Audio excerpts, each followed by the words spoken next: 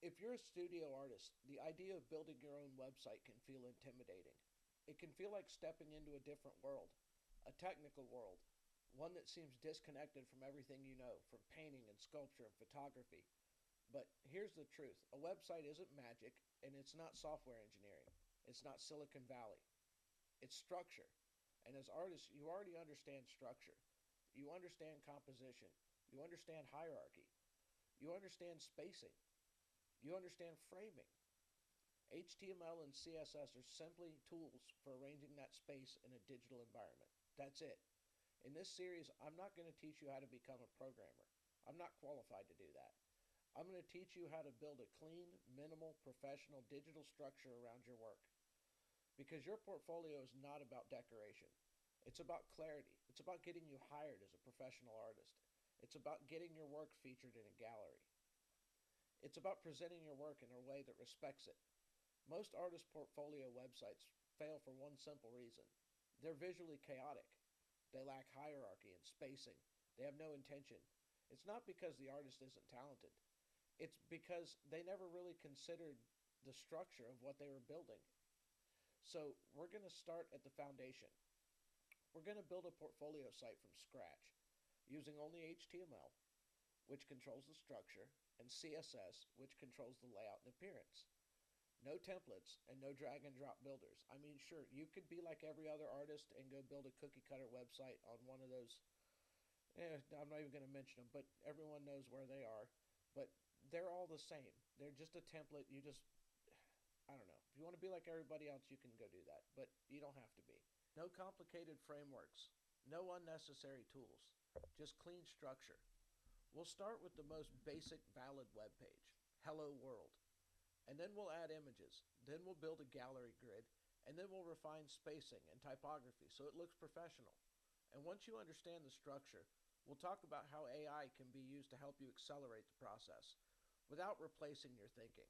The goal here is not complexity. The goal here is for you to control your own website. When you understand the structure, you stop feeling intimidated. You stop guessing. And you start designing with intention.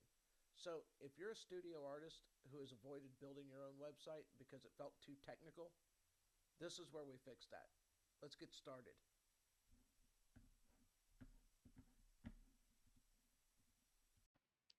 Hey everybody, future me here. I just got done recording lesson one and I realized that I forgot to tell you a few things before we got started.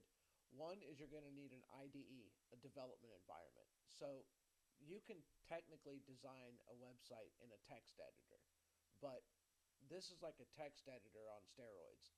It has a bunch of different features. It colors your text, like it helps you a lot. So get you an IDE. The one I've been using in my videos is Wing, and it's free. You can go download it, Google Wing IDE, and you'll come across it. And the other thing you can use is VS Code is probably the most famous one. Um, I would assume Xcode on Apple does the same thing. That would allow you to do web design, but I haven't messed with Xcode, so I don't know. Even though I am on a Mac, I don't use Xcode. Uh, the other thing you're going to need is a good web browser. I like Safari, but Chrome is better for this, so we're going to use Google Chrome for our web design stuff. It's got a lot of useful tools and extensions that we're going to need. The other thing you're going to want to do is collect up all your assets that we're going to need for the website. If you want to follow along with me and build what I'm building, you can, or if you want to make some changes, you can. But get your assets, get your logos, get your artwork together, get those things because we're going to need those. Um, so, with that said, let's get back to the video. All right, everybody, let's get started. So, the first thing we have to do is we have to tell the document what it is. Um, we're going to do that by typing this string of text.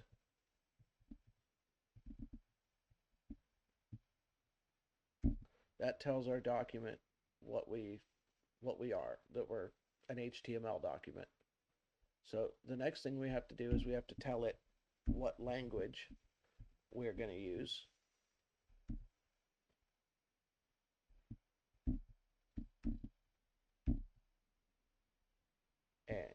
close our bracket.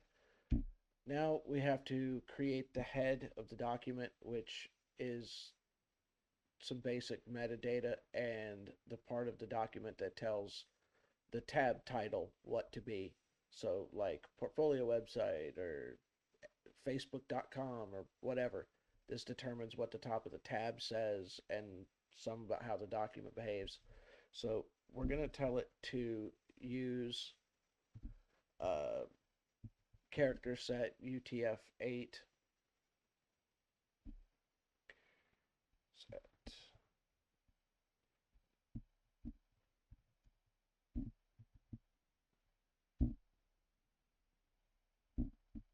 Trying to see around my mic to type is fun.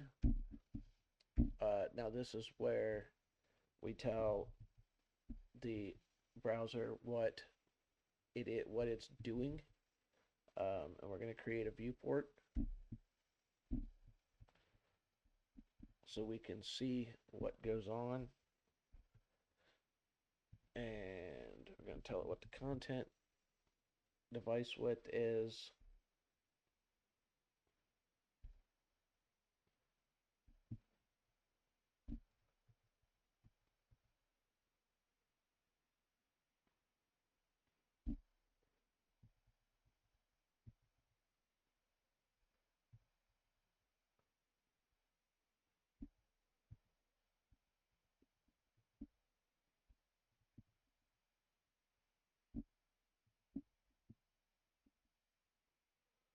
And close our bracket.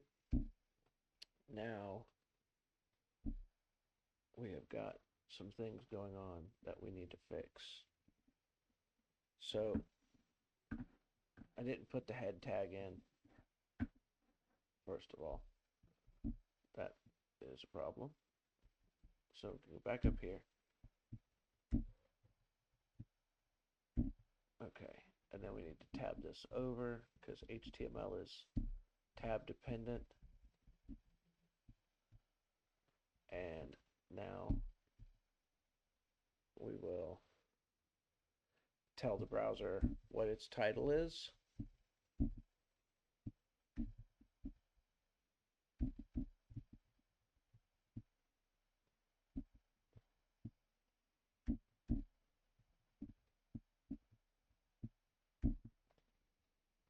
Okay. Then we need to tell it how it should look or where it should go to find how it should look. So we're going to create a link tag, and what it is a style sheet.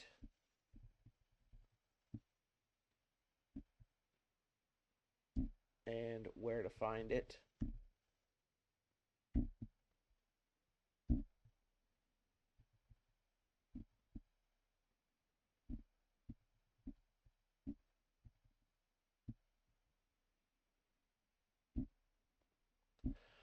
Okay, so we have, this will be our folder here. This will be our folder inside of our root folder. I've already created that. I'll show you that here when we get done, the file structure of how to make all this work. Then our file will be called styles.css, Cascade Style Sheets. So that's where all of our document design information is going to live, how the document's laid out, what it looks like, what the colors are, all that good stuff. So we're done with the head. So we go back here and we close our head.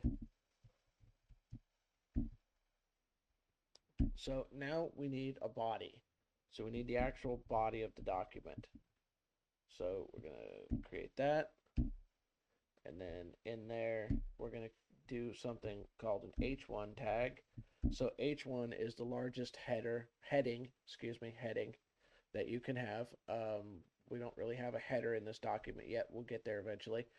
But right now, we're going to just put in some text, and H1 is your largest heading. You can determine in the CSS how big that actually is and what it looks like and what colors the headlines will be and what font and all that good stuff. We'll get to all that. But for right now, we're just going to create a basic heading.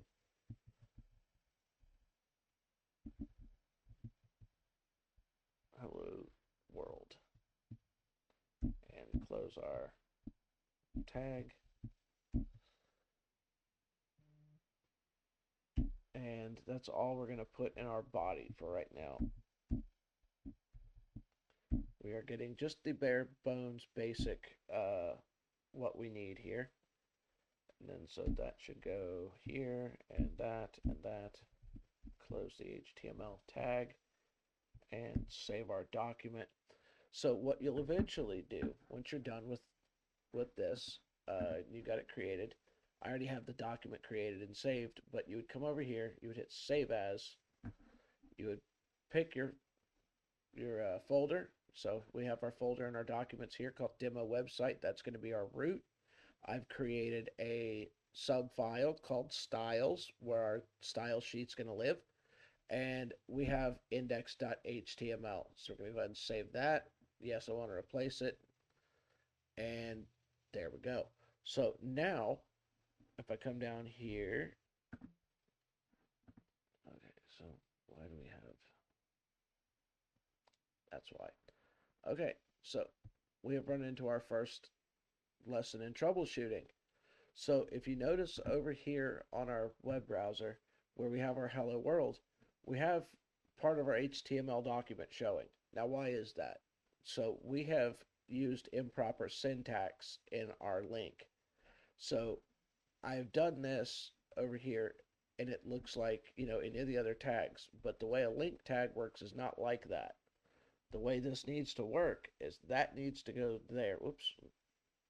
Okay, let's control where we actually put our fingers on the keyboard. So come over here. Oops. And we get rid of the rest of this. Now, when we save it, and we come over here, now we have what we're supposed to see. So we had improper syntax by treating link like it was head or body or H1, and that's not how the link works. The link is its own, this is part of the tag. So you're just tagging a link here and what the link is and contains. So it should look like this. All right, so how did we get hello world to work? Let's go ahead and create an error here. So we're going to get rid of the S on the file that it's supposed to be in. So I save it. We'll go over here. We've created an intentional error. Now, hello world still shows up, but the font's different and it doesn't know what to do. It just gives it a default font. So let's make that more apparent. Let's go in here into our CSS file. Let me go ahead and explain what we have here. In our CSS file, we have, to zoom in, let's go ahead and zoom way in on that so everybody can see what it is.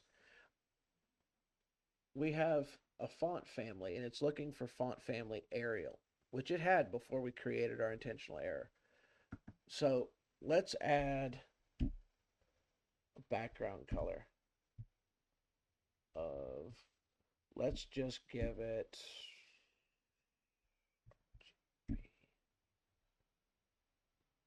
let's just give it blue. Let's not even fool around with RGBs yet. And then semicolon. Okay, so now let's save that. When I go in here, I don't know if I got background. I think it needs to be background. It's still not going to work. There we go. Okay, so it's not going to work right now anyway because we still are looking in the wrong place. So when I update it, clearly nothing happens, right? So let's go back and set this back to where we had it. And now we reload. Now we have a blue background. So CSS is very powerful. It does a lot of really cool things. So let's say we wanted the text to be white. So the body, you could do this a couple of different ways. You could make all the text in the body by white by saying color white. And it's going to make all the text white. But we're going to do this a little bit different way. We're going to make a different category here in CSS. We're going to call this H1, right? So now we're just going to do the headings. And we're going to do color, let's go with yellow. And close our bracket. Oh, wrong bracket, sorry. And now the heading should change to yellow. So now let's go back to our index, and underneath H1 hello world, let's put in a paragraph of body text. So the paragraph is just a p tag, just looks like that, and this is a test of text. And then we're going to close our p tag, and we're going to save our document. We're going to come over here and we're going to refresh. So now, because of our CSS file, where the body is white, the body of the text is white, but the H1, which is our hello world, is yellow. So that's just a real simple thing for, our first lesson of what you can do with CSS and HTML. Now, we'll get into more of complicated stuff next time, but for right now, this is what we want to have. You want to make sure you have this, so you can experiment with these colors, whatever you want, that's fine. You can use RGB values. You can use RGB with alpha for some transparency, or you can use hex code. Or CSS, modern CSS, has some actual colors that you can use. Now, you can set global colors for a lot of different things. We'll get to that. We'll get to classes and divs and all sorts of things on how to make your website look better. But for right now, we're going to go ahead and stop, and we'll conclude lesson 1 for now, and we'll see you in the next lesson.